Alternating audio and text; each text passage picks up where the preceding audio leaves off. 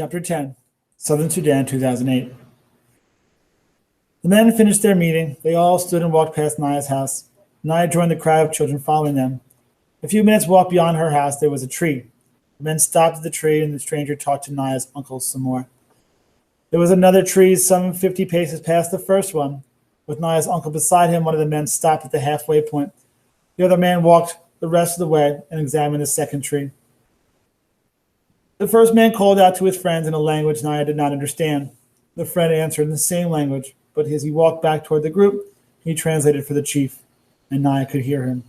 "This is the spot, halfway between the two largest trees. You will find the water here." Naya shook her head. What were they talking about? She knew that place like the back of her own hand. It was there between the two trees that the village sometimes gathered to sing and talk around a big fire. There wasn't a single drop of water on that spot, unless it was raining. Southern Sudan, 1985. Salva reached for his gourd. He knew it to be half full, but suddenly it felt much lighter, as if there was hardly any water left in it. Uncle Jaweer must have guessed what he was thinking. "No, Salva," he murmured. "You are too small and not strong enough yet. Without water, you will not survive the rest of the walk. Some of the others, they will be able to manage better than you." Sure enough, there were now 3 women giving water to men on the ground. Like a miracle, the small amount of water revived them, able to stagger to their feet and join the group as the walking continued. But their 5 dead companions were left behind. There were no tools with which to dig, and besides, burying the dead man would have taken too much time.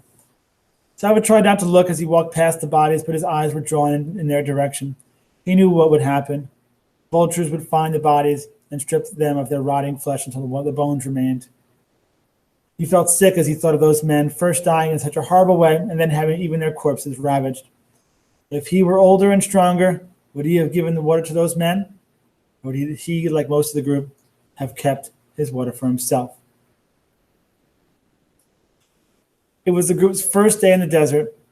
It was the group's 3rd day in the desert. By sunset, they would be out of the desert, and after that, it would not be far to the Itang refugee camp in Ethiopia.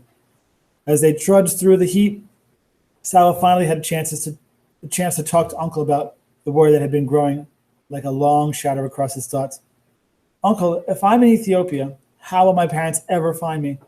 When will I be able to go back to Lunarik?" "I have talked to the others here," Uncle said. "We believe that the village of Lunarik was attacked and probably burned. Your family?" Uncle paused and looked away. When he looked back again, his face was solemn. "Salva, few people survived the attack on the village. Anyone still alive would have fled into the bush, and no one knows where they are now." Salva was silent for a moment.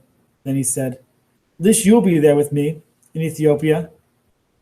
Uncle's voice was gentle. "No, Salva, I am going to take you to the refugee camp. Then I will return to Sudan to fight in the war."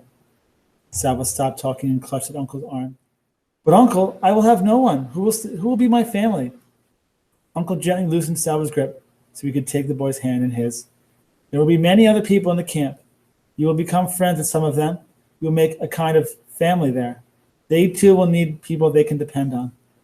Salva shook his head, unable to imagine what life would be like in the camp without Uncle.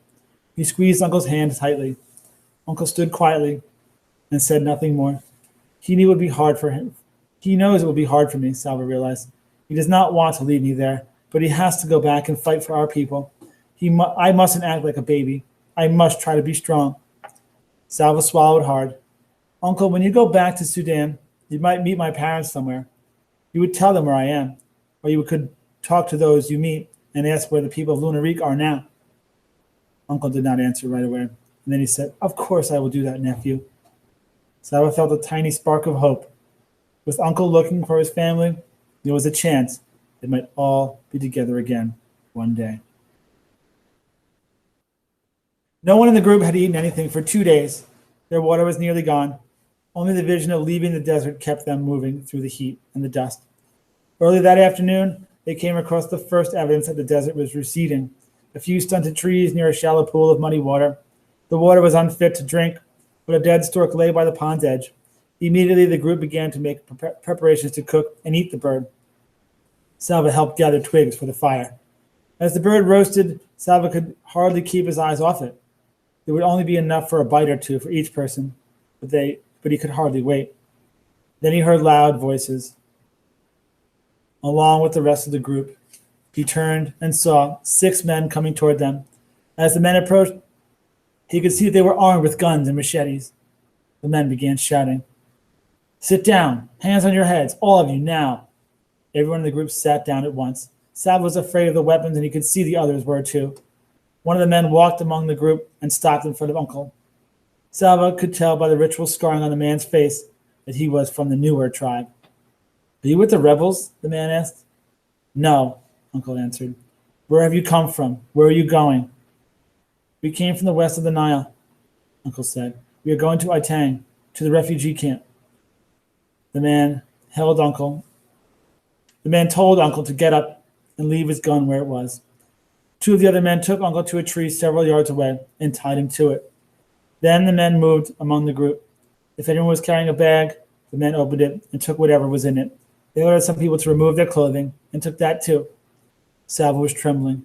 Even in the midst of his fear, he realized that for the first time on his trip, it was a good thing to be the youngest and the smallest. The men would not be interested in his clothes. When the men had finished their looting, they picked up Uncle's gun. Then they walked to the tree where Uncle was tied up.